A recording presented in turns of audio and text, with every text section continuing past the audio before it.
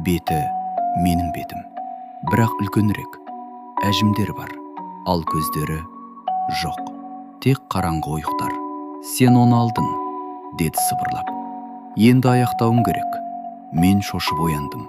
Жүзік саусағында қызып тұр. Шешуге тырыстым.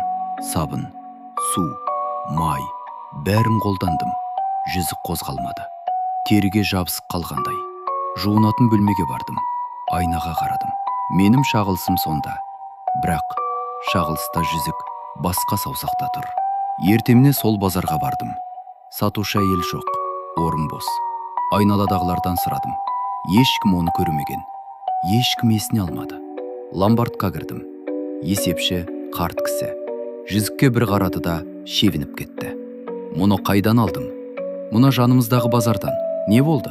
Ол менің қолымды алып аударды. Жүзі түсіп кетті. Бұл жүзік Лаура деген әйелдікі болған.